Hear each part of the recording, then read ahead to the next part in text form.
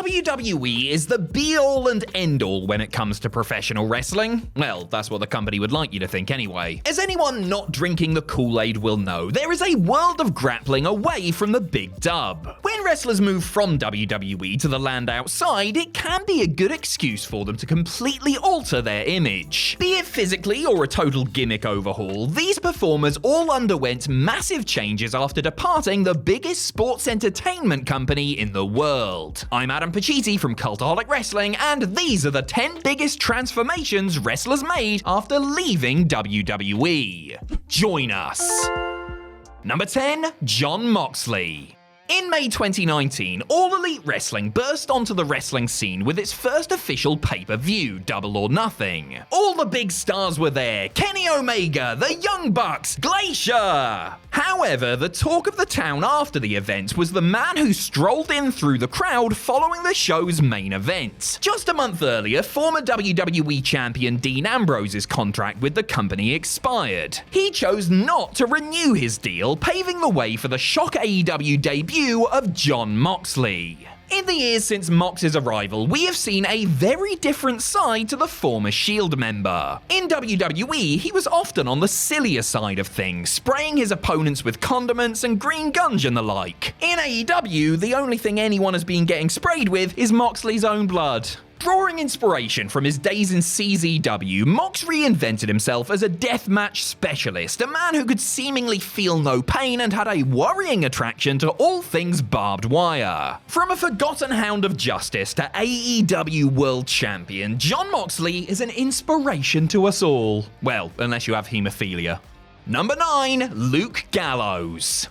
If you are old and sad like me, then you will remember late 2000s WWE tag team Jesse and Festus. Jesse was the talkative one in this pair of hillbillies, whilst Festus was mostly silent. We would find out later this was because he drank too much and was in a permanent alcohol-induced state of mental paralysis. Thanks, CM Punk. Festus became Luke Gallows under the straight-edge superstar's control before getting released in 2010. As it turns out, this would be one of the best things that ever happened to him. After a stint in TNA with the Aces and Eights group, don't ask, Gallows eventually found his way to Japan and formed a very fruitful partnership with Carl Anderson. He transformed into a heavy-hitting bruiser and helped guide his team to 3 IWGP Tag Team titles. Oh, and he also joined something called the Bullet Club, whatever that is. By the time Gallows rejoined WWE in 2016, he was pretty much unrecognizable from the man who had been in the straight edge society 6 years earlier. He was also totally different from Festus, but you didn't need us to tell you that.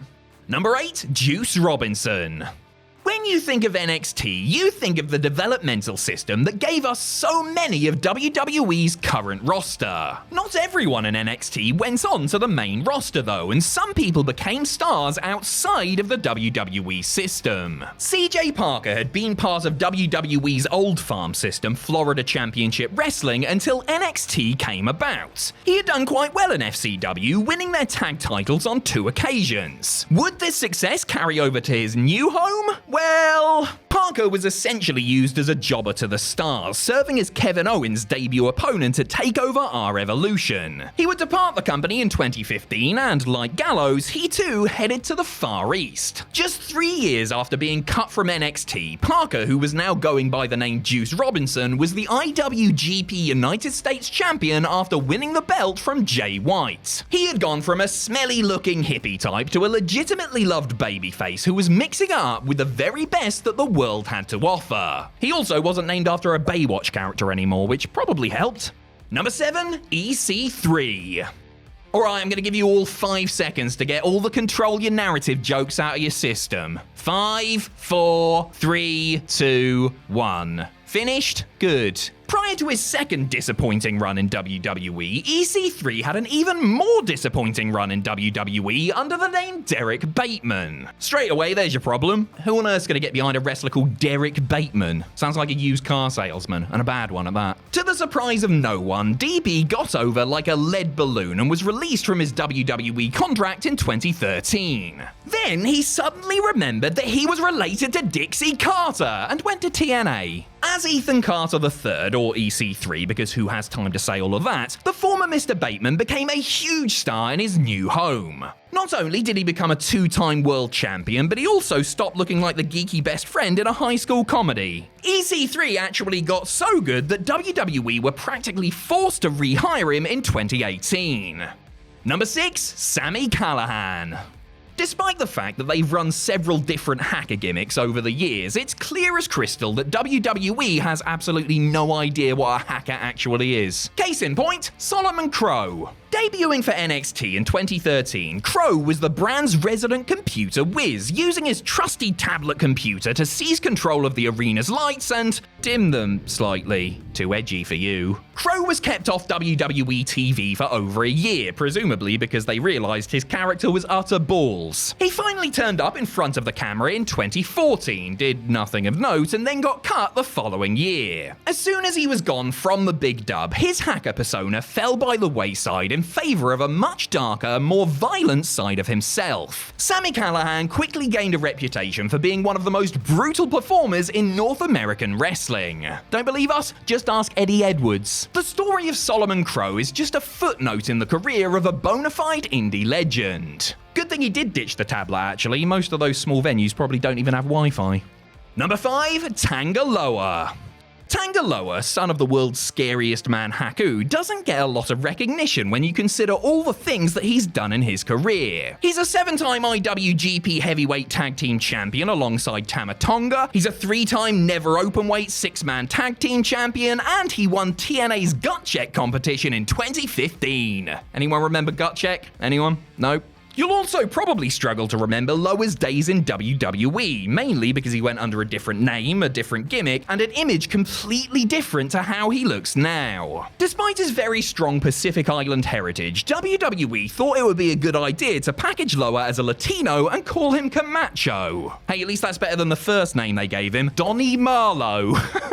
Camacho was the running buddy of Hunico, aka the fake Sin Cara. They would occasionally come down to the ring riding a bike, but that's about the only thing worth mentioning from their WWE run. After getting his WWE pink slip in 2014, Camacho wound up in New Japan, formed a tag team with his brother, changed his name, and has never looked back.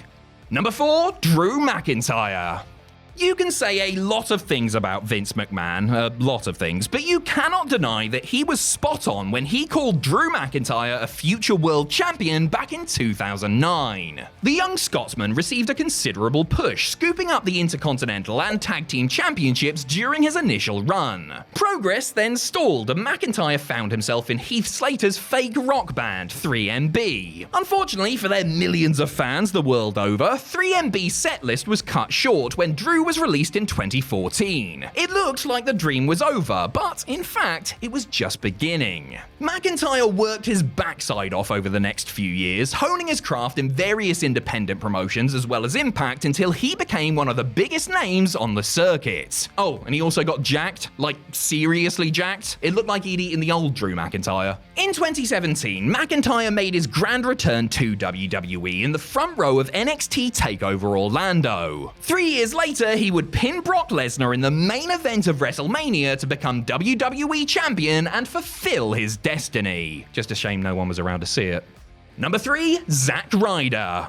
Woo, woo, would you believe it? That goofy guy with the stupid hair in WWE went on to become a legitimate badass hardcore wrestler and one of the most in-demand performers on the indie scene. ZACK RYDER was always the almost man in WWE. He almost broke out after getting himself over online in 2011 before the company ruthlessly cut his legs out from under him. He almost had a nice moment at WrestleMania 32 before his Intercontinental Championship reign was ended the very next night by The Miz. He almost made those half-trunk, half-pants things work. No, he didn't. Anyway, Ryder just never quite made it to that next level, and when his release came in 2020, some fans saw it as the end of 15 years of wasted potential and missed opportunities. And then, ZACK went mental. Under his real name of Matt Cardona, the former broski completely overhauled his persona. Playing off the fact that people would see him as an ex-WWE guy, Cardona got under the skin of indie marks around the country when he targeted guys like Jon Moxley and Nick Gage. Now, Cardona is considered to be the king of the indies, often putting on violent, bloody affairs for promotions like GCW. Things didn't turn out too bad for the Long Island Ice Z, who also realised my dream by marrying a WWE diva.